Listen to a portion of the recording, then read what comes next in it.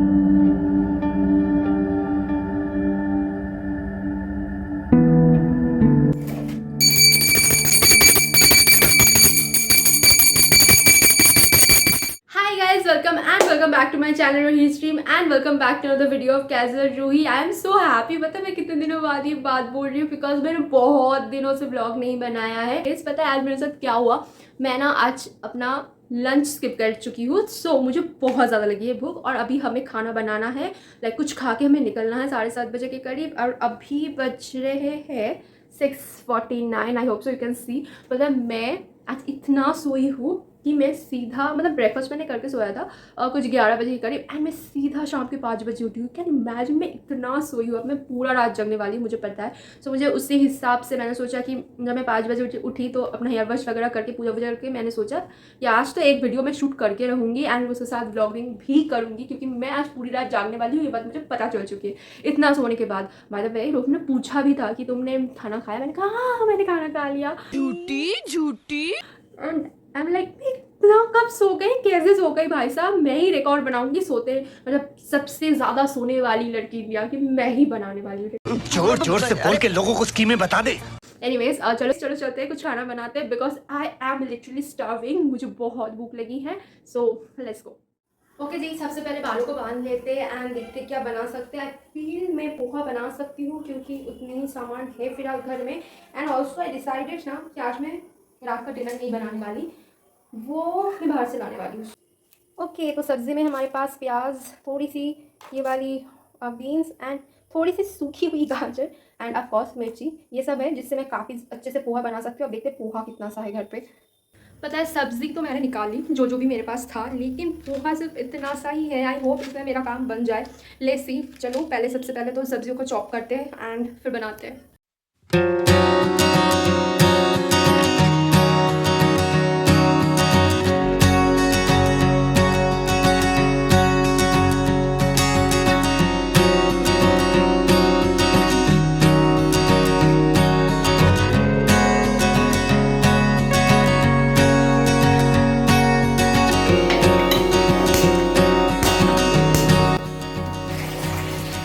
Now let's start the cooking. सबसे पहले सरसों का तेल लेना है, उसके बाद थोड़ा सा सरसों उसमें डाल देना है। सरसों थोड़ा सा अच्छे से गर्म होने के बाद वेजिटेबल्स डाल दो जो भी चॉप किया हुआ है।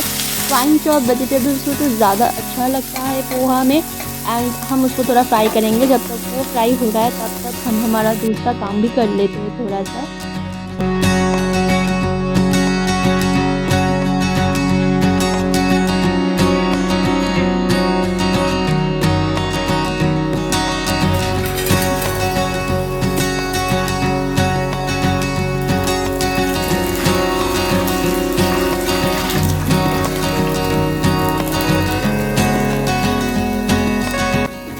जब तक मैं अपना दूसरा काम कर रही थी तब तक वेजिटेबल्स अच्छे से फ्राई हो चुका है एंड इसमें मैं भीगी हुई जो पोहा जिसको मैंने वॉश कर लिया था पानी से उसको मैंने डाल दिया है। एंड इसके बाद थोड़ी सी हल्दी नमक डाल देना है एंड मैं थोड़ी सी लाल मिर्च डाल रही हूँ पाउडर एक्चुअली क्योंकि मुझे थोड़ा तीखा पसंद है, ये ऑप्शनल है। एंड ऊपर से मैं थोड़ा सा पीनट्स डाल रही हूँ, ये भी ऑप्शनल है।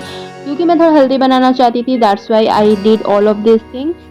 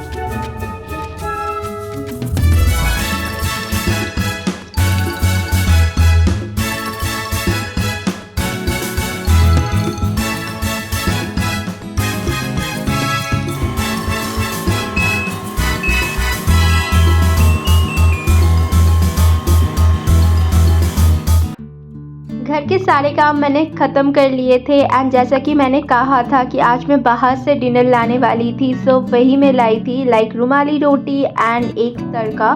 मुझे बहुत ही लाइट सा डिनर रखना था, तो मैंने सोचा इससे ज़्यादा अच्छा और क्या हो सकता है।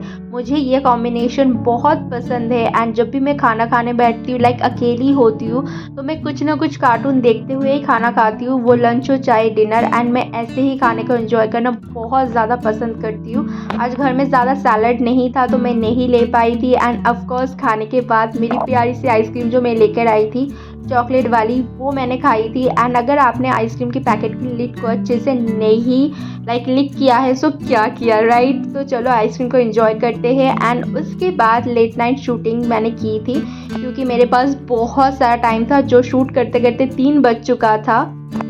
The next morning. Hi guys, so finally ना मेरा आधा काम तो आज हुआ ही नहीं, बिकॉज मैं इतना सोई हूँ ना आज, क्या ही बताओ। बस अभी नहा के पूजा वूजा कर लिया है मैंने, सब कुछ खाना खाना है क्योंकि बहुत लेट हो चुका है। सो मेरा आज अलमारी का जो काम था, अलमीरा का, पापा भी आने वाले थे जिस वजह से वो काम फिर से पोस्टपोन हो चुका है। बिकॉज मेरा जो फर्नीचर वाला आदमी है, उतना उसने इतना हमको ट्रस्ट दिया है ना, मैं क्या ही बताऊँ। जब से हमने अलमीरा बनाना स्टार्ट करवाया था, तब से ये प्रॉब्लम हुआ था। एक्चुअली 2022 के जून में, जून नहीं एक्चुअली मई में पापा ने पैसे दे दिए थे।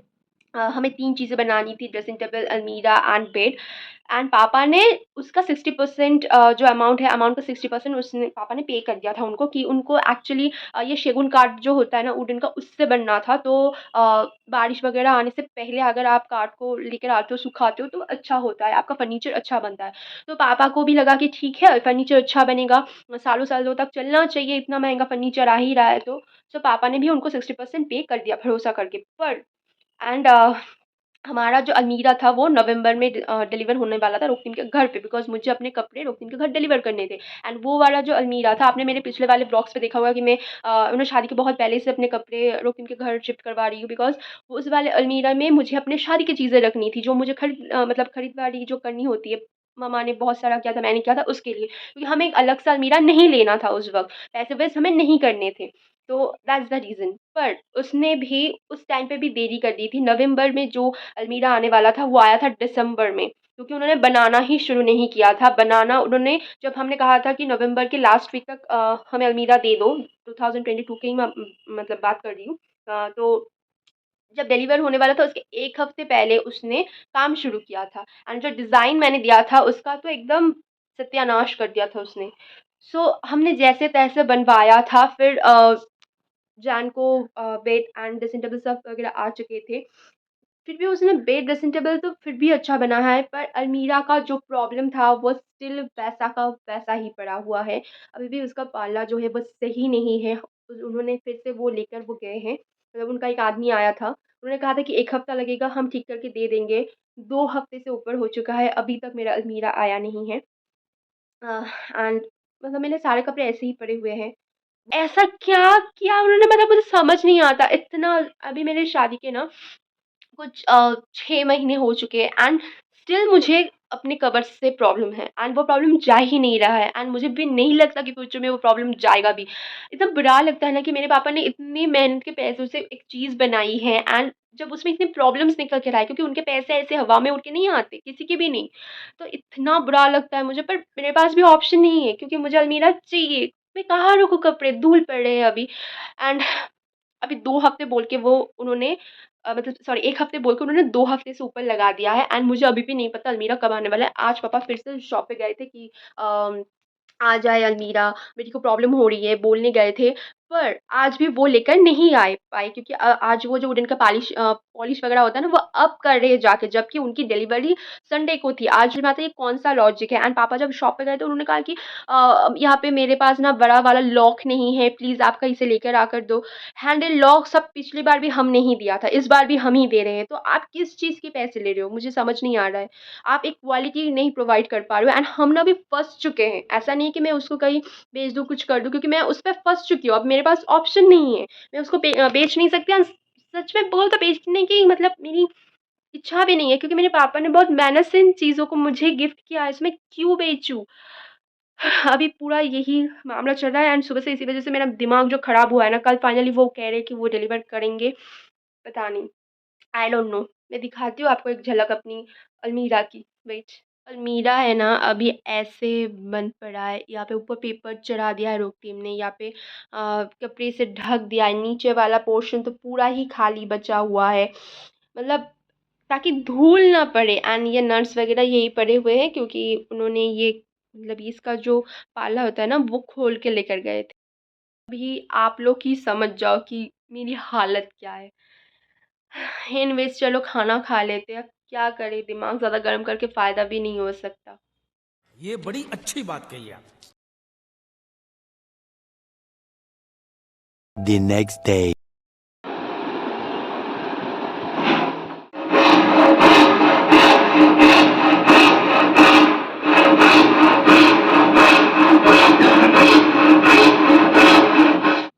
अगले दिन जब वो पार्लर लगाने के लिए आए थे ना, ट्रस्ट मी हमें तब समझ नहीं आया था, लेकिन बाद में समझ आया कि उन्होंने हमारे साथ फिर से स्कैम कर दिया था। क्योंकि अलमीरा का जो 2 पाल्ला था, जो दरवाज़ा था, दोनों ही वो खोल के लेकर गए थे एंड उन्होंने प्रॉमिस किया था कि वो एकदम नया वो बना के देंगे।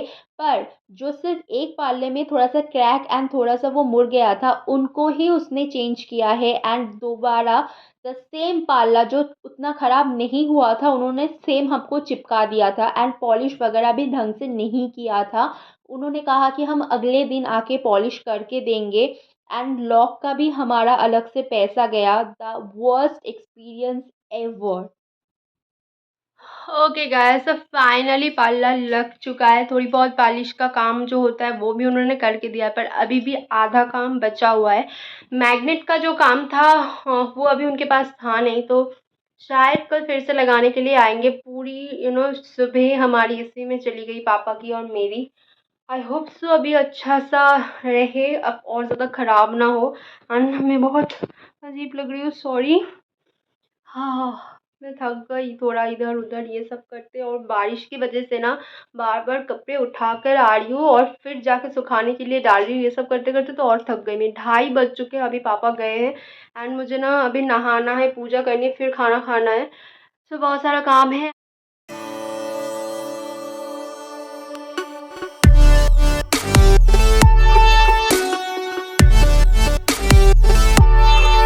Later that same evening.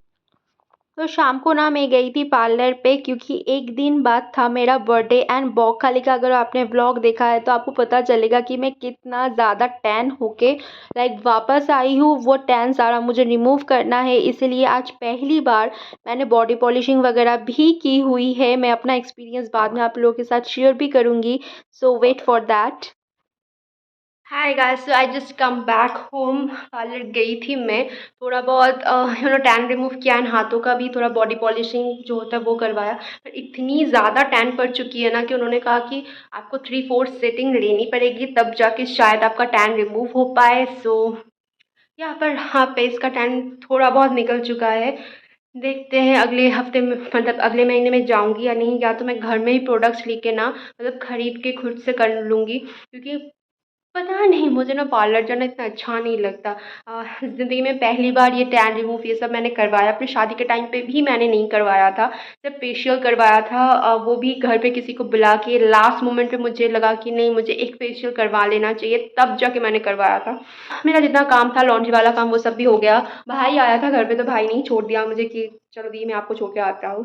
तो मेरा आधा काम वही अच्छे से हो गया बीच में, नहीं तो मुझे 2 ऑटो चेंज कर करके जाना पड़ता है। एंड भाई आज फिर से आएगा। उसके घर में चिकन बन रहा है तो कह रहा कि दी आप अकेली हो तो कुछ बनाओ मत, मैं खाना देकर जाऊँगा। तो मैंने कुछ बनाया नहीं है इस वजह से।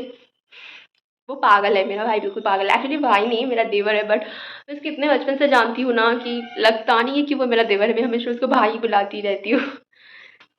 तो या अभी फ़िलहाल मुझे थोड़ा छत पे जाना है। क्यों जाना है बिकॉज़ मैं दिखाती हूँ। तो रुकतिम बेचारा संडे को ना ये फूल जो आप देख रहे हो ये पौधे एक्चुअल में ऐसे 3 कलर्स के थे। यहाँ पे भी एक था येलो का, तो ये सब लेकर आया था। संडे चला गया है तो ऑफ कोर्स पौधों की देखभाल करने वाला कोई नहीं है। मुझे इतना समझ नहीं आता, मुझे सिर्फ इतना पता चलता है कि मिट्टी सूख गई है उसमें पानी डालना है, इससे ज़्यादा मुझे कुछ समझ आता नहीं है, इसीलिए मैं उनकी देखभाल अच्छे से कर भी नहीं पाती हूँ। तो वो पौधे सूख गए हैं तो रुकि ने कहा कि उसको थोड़ा छत पे रख दो।